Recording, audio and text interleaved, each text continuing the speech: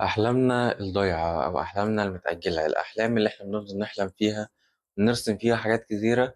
بس أوقات بنحس إن إحنا تهنا من حلمنا، تهنا من حياتنا، وتهنا من كل حاجة.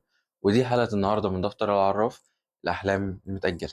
أوقات إحنا بنأجل أحلامنا وبنأجل حياتنا كلها لأسباب وهمية أو أسباب إحنا اللي بنخليها قدامنا، وإن هو ده السبب كبير قوي إن أنا حياتي واقفة عن الحاجة دي. بمعنى انت مثلا موقف مثلا دراستك او موقف حياتك الدراسيه، او ان انت اللي موقفك ان انت مش عارف تجيب اعلى تقدير، ان انت مستني حاجات بسيطه ان هي تحصل، وهي ممكن ما تبقاش بسيطه، بس هي مش هتحصل. او انت مستني حاجات اللي هو انت لازم تقوم تتحرك لها عشان تحصل، بس انت مش عايز تقوم تتحرك لها. فهنا دي الفكره. احنا ساعات بنربط نفسنا بحاجات احنا بنحطها هواجس لنفسنا. يعني مثلا ممكن نقول ان الماده صعبه فانا مكسل افتحها دلوقتي، هفتحها بكره. وهيجي بكرة تنشغل في أي حاجة هتكسل تفتحها برضه، فيجي بعده فيجي بعده يجي بعده لحد ما تيجي ليلة الامتحان تفتح المادة تلاقي إن المادة سهلة، بس هي بس كانت محتاجة كام يوم زيادة عشان تشوفها. نفس الفكرة، جات لك فكرة إن أنت لازم تعملها أو منتج أو فكرة أو حلم عايز تعمله. أنت بس كل اللي محتاجه مثلا هتوهم نفسك إن أنت محتاج فلوس كتيرة جدا، وممكن الفكرة ما تبقاش محتاجة فلوس كتيرة جدا على قد ما هي محتاجة إن أنت تشوف أنت معاك إيه هتعمل بيه إيه ومنها توصل لأي حاجة. فالفكرة إن أنت بتعطل نفسك بهدف فلوس، بهدف حاجات، بهدف أي حاجة. بس أنت الفكرة إن أنت متعطل، يعني هو أنا مش المشكلة، المشكلة مش فيا، المشكلة في الحاجة اللي أنا مش معايا دي. طالما الحاجة دي مش معايا أنا واقف، أنا مش عارف أتحرك، أنا مش عارف أعمل، أنا هفضل واقف. وهنا بتكمن المشكلة كلها، إن إحنا ساعات بيبقى إحنا الحاجات اللي إحنا محتاجينها حاجات بسيطة جدا.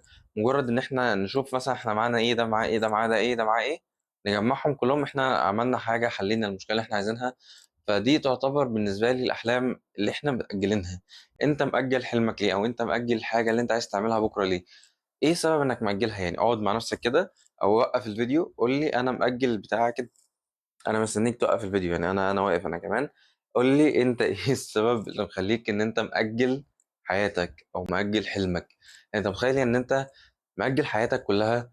متخيل يعني بخيالك كده ان انت ممكن توصل لحاجات كتيرة انت ممكن توصل لها، بس فكرة ان هي ضغطة زرار ان انت تقوم، ان انت تعمل، ان انت حتى قوم وافشل فيها وما تعملهاش بالمية في المية البرفكشن اللي هو الكمال اللي هو 100%. بس على الأقل أنت عملت، يعني فاهم؟ في الحركة بركة، يعني هي دي مقولة أنا بحبها جدا، اللي هي الحركة بركة. إن أنت طول ما أنت تتحرك، طول ما أنت تعمل حاجة، طول ما هتبقى مباركة، اللي هو ربنا كده كده هيرزقك. ما هو الفكرة إن ربنا بيرزقنا يعني هو مش على النية بس ومش على الفكرة بس، هو على كله، على نيتك وعلى مجهودك وعلى فكرتك وانت عايز توصل لإيه. ما هو احنا لو ضيعنا حاجة منهم يبقى انت بوظت اللي انت عايز تعمله. ودي الفكرة. ما هو ربنا بيرزق الحيوانات ما عندهمش اي فكرة، هو ما بيعرفش ياكل ازاي، مش عارف هيطلع يصحى الصبح هيلاقي اكل ولا لا، هيبقى عايش الصبح ولا لا. لا، هو الحيوان فكرته كلها ان هو بيصحى يجهز نفسه يصطاد الفريسة او يصطاد عموما او يعمل حاجة، بعد كده بيلاقي أكله، بعد كده بيعيش وينام وهكذا يعني. فهنا دي الفكرة، الحيوان لو كسل إن هو يصطاد مش هيلاقي أكل، فبالتالي هيموت. وهي دي الفكرة كلها.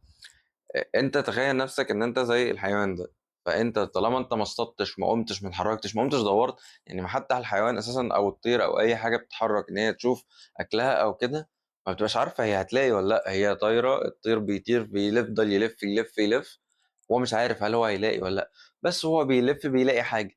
دي نفس فكرتك، انت لو فضلت قاعد في بيتك، قاعد في مكانك، قاعد ما بتعملش حاجه، عمال مستني اللحظه المثاليه لتحقيق حياتك وانجازاتك كلها، مش هتنجح، مش هتوصل. ما انت مستني بقى، فخلاص افضل مستني لحد الاخر بقى، لحد ما هتلاقيك حياتك كلها بتمر وحياتك كلها بتضيع، وانت قاعد عندك مش عارف كذا سنه، يعني 50 60 سنه او عمر كبير، وببص للشباب كده وببص للناس، يا ده انا كان نفسي اعمل حاجه زي كده، ده انا كان قدامي ان انا اعمل حاجه زي كده، بس انا ما عرفتش اعملها.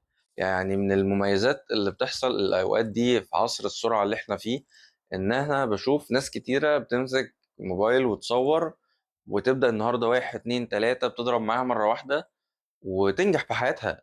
فده رزق سبحان الله ان هو عمل كده فجه رزقه. فدي نفس الفكره، ان هو انت ما بقولكش ان انت امسك موبايل وكاميرا وصور وهتلاقي رزقك، لا.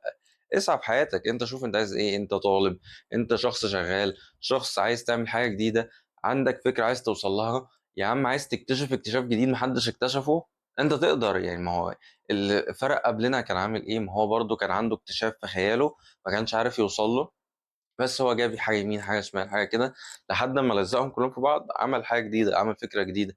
فهي الأفكار مش صعبة، الدنيا مش سهلة، وفي نفس الوقت مش صعبة ومش مستحيلة. يعني انت فاهم الميكس دوت. هي مش سهلة ان انت تبقى قاعد كده هتلاقي الحاجة الدنيا بتقول لك خد يا حبيبي رزقك اهو، فلوسك اهي، الانجاز اللي انت نفسك تعمله بقالك كذا سنة اهو، كل حاجة. لا، هي الدنيا مش هتعمل لك كده، والدنيا مش هتجلد فيك تقول لك لا يا عم انت بص انت مش هتعمل اي حاجة، انت كل ما هتعمل حاجة هوقفها لك. لا، مفيش الكلام ده. الدنيا مش صعبة ومش سهلة. فاهم الفكرة؟ هي معادلة بين الاتنين كده. انت طالما بتمشي وبتتحرك فانت توصل لحاجة. حتى لو وصلت لما بعد الصفر اللي هو خطوة واحدة بس، ان هو انت اتعاملت مع ناس وعملت كوميونيتي او عملت كونكشنز زيادة، دي في حد ذاته انجاز.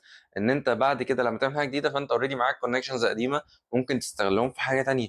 وهكذا هي دي الحياة بقى، ان انت بتخطأ وتعمل المشكلة ومش عارف ايه تحلها توصل لحل، وهكذا. كل ما يبقى عندك تجارب كتيرة جدا وأحلام كتيرة فشلت فيها، أنا ما بقولكش أنت نجحت في ولا حلم، بقول لك أحلام أنت فشلت فيها، ده في حد ذاته نجاح. ده معناه إن أنت بني آدم حي بيجرب. وصدقني اللي بيجرب 100 مرة أكيد هينجح في مرة. فاهم؟ ويمكن المرة دي هي المرة المثالية إن أنت توصل فيها لحاجة. دايما بشوف الناس عينها على حاجة غيرها، اللي هو دايما يقعد يبص يقول لك بص مش عارف مين على التيك توك ده بياخد ملايين، ومش عارف بص المهندس مش عارف ايه بياخد 5000 جنيه 10000 جنيه ما سيان يعني. ده شيء وتعب واتعلم، وده مش عارف ماسك كاميرا وقاعد يرقص ويهبل وكده. بص هي الفكرة مش في كده، هي الفكرة ان ده هيجي في يوم وهيقع، وده هيفضل شغال وهيطلع بالرتب بقى لحد ما ياخد قبض معين. بس الفكرة ان ده بيفضل يسعى وبيحاول وبيعمل، رغم ان هو بيسعى غلط. احنا مش يعني احنا مش مختلفين في حتة ان هو صح او غلط، احنا ما بنتكلمش في الحتة دي. احنا بنتكلم ان في مجهود بيبذل، مهما كان المجهود ده بيبذل ازاي. احنا بنتكلم ان انت طالما بتبذل مجهود فانت هتلاقي حاجه. بس الفكره ان انت هتلاقي الحاجه دي صح غلط، انت بقى اللي بتحدد بقى، انت الفيصل ما بينهم. انت اللي تقول اه دي الحاجه صح اكمل فيها، دي الحاجه غلط ابعد عنها. طب انا كنت بعمل حاجه غلط، هل الوقت اتاخر؟ لا، الوقت عمره ما يتاخر. لو انت بتعمل حاجه غلط او انت حاسس ان انت بتقل من نفسك او بتعمل حاجه مش كويسه، ممكن توقف النهارده. هتقف عادي وهتحس انها صعبه وهتحس ان الدنيا كلها عليك، بس انت يوم لما تقف وهتخسر حاجات كتيره من اللي انت كسبتها من الحاجه مش كويسه دي، هتلاقي ان انت بتنضف. عارف انت بتتخلى من حاجه عشان تنضف. ما هي دي الفكره. ما هو محدش هينضف او محدش هيبقى احسن في يوم وليله. فاهم؟ هي دي الفكره. ما تقولش لا ده الوقت اتاخر، دي الناس شايفاني وحش، ده الناس مش عارف ايه. لا، مفيش حاجه اسمها كده. الناس وجهه نظرها بتتغير كل يوم عن التاني. وهتلاقي في ناس كتيرة كانت واخدة نظر الفكرة عن شخص ان هو كويس ممكن يطلع وحش، وشخص كان وحش طلع كويس. فهي الفكرة ما توقفش نفسك عشان أحلام في دماغك أنت مش عارف توصل لها إزاي أو أنت مش عارف تركبها. لا، أنت حاول واسعى. ما توقفش نفسك عشان رأي الناس، لأن صدقني رأي الناس دي آخر حاجة أنت ممكن تهتم بيها، لأن الناس طول عمرها رأيها بيتغير. رأيهم مش ثابت، بكرة ممكن تبقى حلو وبعده تبقى وحش. فما تشغلش نفسك برأي الناس، اشغل نفسك بنفسك وانت ازاي تطلع وتتحكم في نفسك وازاي توصل لحاجه كويسه. ومن هنا هتلاقيك بتنجح وبتوصل مهما كانت. ما تركزش بقى مش عارف فلان رزقه اكتر مني، ده بياخد حاجات اكتر مش عارف ايه. لا، هي دنيا، هي حياه هتعيشها وكل واحد مقسم له رزقه. سواء انت مكتوب لك هتبقى ملياردير في سن معين، هتبقى ملياردير في السن ده بالصدفه عادي. فاهم؟ بنسمع ياما قواضي واحد مش عارف رفع قضيه على شركه مشهوره وبقى خد تعويض كام مليون جنيه. دي صدفه، هو مش عايش عامل حسابه ان هو يرفع القضيه دي. لا، هي دي صدفه وحصلت واتغنى. وفي ناس بتتعب حياتها كلها في طريق او في سكه معينه، وفجاه بيلاقوا حاجه تانية اللي فتحت لهم. ما هي الفكره بقى ان هو لو كان جرب الحاجه التانية دي من الاول ما كانتش هتنجح معاه. ما هو لازم يعدي على كل ده علشان ينجح. النجاح في المره الاولى ما بيبقاش فكرته ان انا عملت حاجه صح من اول مره. لا، انت ممكن تكون اخطأت 100 مره، بس كل خطأ ده كان بيعلمك حاجه، بيخليك توصل للحاجه دي ازاي، او بيخليك تعرف ازاي لما تنحط في الموقف الفلاني دوت هتتصرف ازاي. وهي دي الفكره. ما هي الحياه تجارب وفرص وتصرفات. انت اتصرفت صح كسبت الموقف، الدنيا بقت احسن. اتصرفت غلط اتعلمت من الموقف عشان لما تتحط فيه تاني تتصرف صح. لكن مفيش حاجه اسمها انا فشلت انا وقعت انا ما اقدرش اعمل كده، انا ناقصني فلوس انا ناقصني حياه انا ناقصني ناس. مفيش الكلام ده. انت طول ما انت بتحاول بتعمل كونكشنز بتشوف تدور على المكان، هتلاقي ناس محتاجه اللي انت بتعمله. ممكن تلاقي ناس شبهك يساعدوك إن أنت توصل. ممكن تلاقي ناس جرّبت اللي أنت عملته فطلع مش أحسن حاجة، فأنت تبدأ تشوف الأخطاء بتاعتهم عملت إيه وتبدأ أنت تعدّلها. الفكرة كلّها إن أنت حاول ما تندمش في حياتك، حاول ما تفكّرش بعد فترة كبيرة إن الحلم ده يعني أنا كنت لو بس اتحرّكت، أنا لو كنت بس ذاكرت كان زماني في مكان أحسن، لو كنت اتخرّجت آخر السنة كان زماني مش عارف عملت إيه. لأ، ما تفكّرش، اعمل، اجتهد وقوم، وهتلاقي الدنيا كلّها بتتحل عشان تساعدك وتوصّلك للي أنت عايزه، بس ما فيش حد هيوصّلك من غير ما أنت تسعى وتحاول وتوصل. هي دي فكرة حلقة النهارده. حاول دايمًا تسعى، ما توقّفش نَفْسك، اتحرّك مهما كانت الحركة عاملة إزاي، بس حاسس إن الحركة دي هتحرّك حاجة بسيطة، بس أنت بتتحرّك، أنت بتعمل حاجة في الحياة، فدي أهم حاجة. طول ما أنت بتعمل حاجة مش قاعد مش مستني اللحظة المثالية أو الوقت المثالي أو الفلوس المثالية عشان تبدأ المشروع بتاعك. في مشاريع بتبدأ ب0 جنيه وفي مشاريع بتبدأ بمليارات الجنيهات وبتفشل، فهي مش فكرة حاجة على قد ما أنت بتحاول وتصلّح وتفهم الدنيا ماشية إزاي. ودي كانت حلقة النهارده، الأحلام الضايعة من دفتر العراف. كان معاكم فارس الطراز.